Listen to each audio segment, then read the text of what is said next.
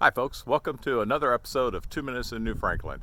I'm Jim Kotz, New Franklin City Council, Ward 1.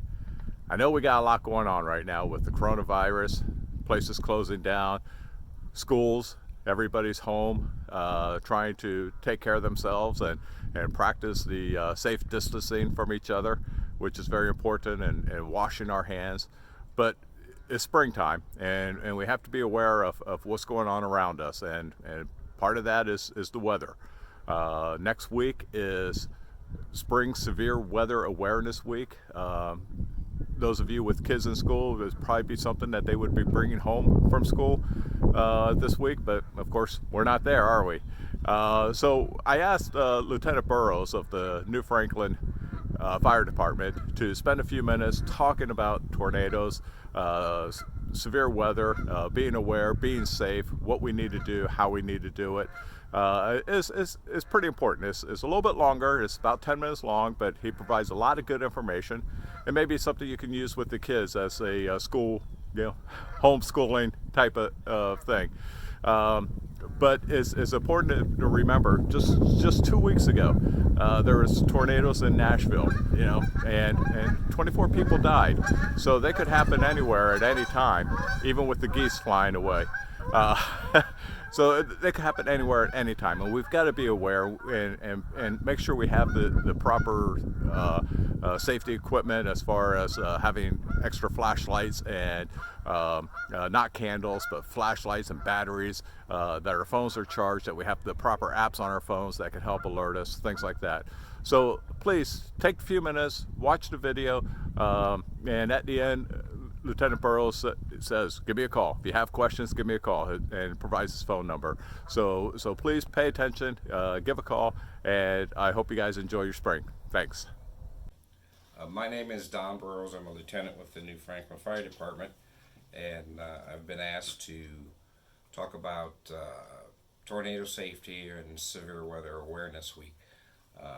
In the state, Spring Weather Awareness Week is March 22nd through the 28th this year. As part of that, the state will conduct a statewide tornado drill on Wednesday, March 25th at 9:50 a.m. So you may hear sirens, the tornado sirens from other communities. One of the questions that we get asked is, do we have tornado sirens in the city of New Franklin? And I know in my time here at the fire department, there's been at least one large scale survey that was done concerning tornado sirens. The problem is that because of our terrain, it makes good coverage for tornado sirens very difficult. So, to provide the number of sirens that it would take to adequately cover the city, it's just been deemed not a good financial option. So, you may hear tornado sirens. The city of Barberton has tornado sirens. The city of Doylestown has tornado sirens. The city of or Lawrence Township has tornado sirens. So you may hear them. The problem is, even those aren't set up to cover our city well enough, so you may or may not hear them, and they're definitely far enough away that, like at night, you probably wouldn't be able to hear them. Some things to consider before a tornado is to know the difference between a tornado warning and a tornado watch. A tornado watch indicates that conditions are right for tornadoes. A tornado warning means that there is a tornado actually on the ground or happening, or a tornado is imminent. And on a tornado warning, everybody should take immediate cover. Some of the signs of a tornado: be alert for changing weather conditions. Uh, Very dark or often greenish sky. I think we've all seen that funny colored green sky, and that's a good indication that conditions are right for a tornado. Large hail, a dark, large, low-lying cloud, particularly if you see it starting to rotate. And then the one that everybody knows, the loud roars, similar to a freight train, gives you a good indication that there's a tornado on the ground in your area.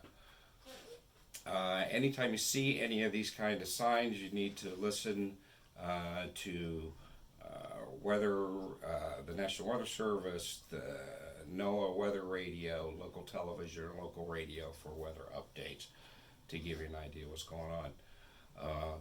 In particular, NOAA weather radio has an alerting tool that is also good for the deaf or hard of hearing.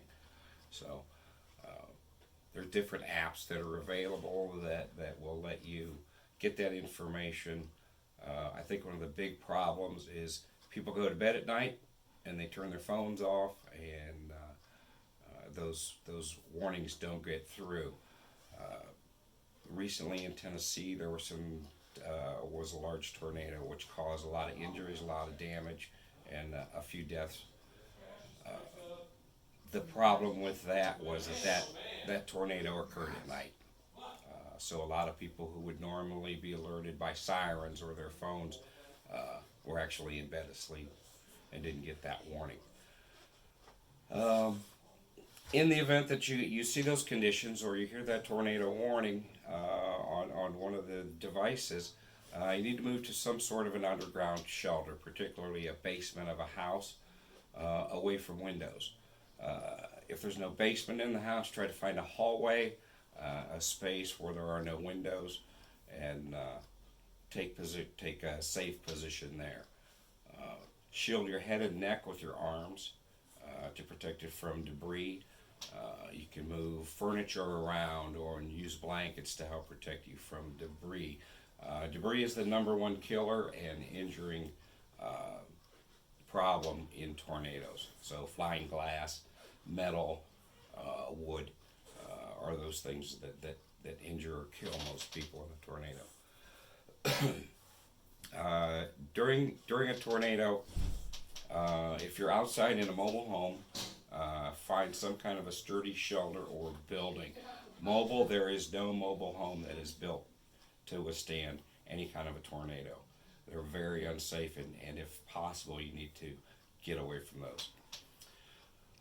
If you can't find a shelter and you're out, get into a vehicle, buckle the seatbelts, and try to drive to a safe shelter. If you can't quickly get to a shelter or you run into heavy debris, things like that, park the car. You can do several things. Keep the seatbelt belted. Get down below the window level, and again, cover your head or neck. If for some reason you can't do that, you can actually exit the vehicle, find a ditch or a low area, and do the same thing. Kneel down or lay flat, face down. Again, cover the head and neck as much as you can. The authorities tell us to stay away from bridges and overpasses. Don't take shelter under bridges or overpasses, that you're still better down on the ground. Never try to outdrive a tornado in urban or congested areas. And again, if you run into any kind of debris, you're probably better off outside the vehicle. So lastly, after a tornado, if you're trapped, don't move or kick about too much dust. Just yell, holler, tap on pipes, bang on walls, anything to attract the attention of rescuers. Use texting or social media to contact your family members and friends to either let them know you're okay or not okay. Try to keep phone lines open in some major disasters. There have been issues with phone lines, the cell phone systems being so overwhelmed that emergency calls couldn't get through to the proper authorities. Stay out of damaged buildings until the local authorities indicate it's safe to enter. Watch out for debris and stay away from downed electric lines. And electric lines, we have issues with the public in just high windstorms and thunderstorms. People do not understand or appreciate the danger of downed electric lines and just how quickly electricity can kill you. We work with Edison's line crews all the time, and I can say myself, I have never seen one of those guys ever take a chance with a wire. They always consider every wire as being electrified. Watch out for debris. A lot of sharp items out there, glass, metal that could be blown around, and just try to protect yourselves from those. Don't drive through any barricaded areas. We only barricade areas if there is an imminent hazard. We try to keep roads open as much as we can for people, but at times we have to shut the roads down. If we shut those roads down, please don't drive around the barricades. And if electric power is out, use flashlights or battery-powered lanterns rather than candles to prevent accidental fires. A lot of times fires occur afterwards with people trying to light areas with candles. The other issue would be gas lines. If you think that there's a gas line that's involved, rather than trying to turn it off yourself or go through the house and find the little shut-offs that we have in our homes, it's better off just to get out of the structure, stay away from it,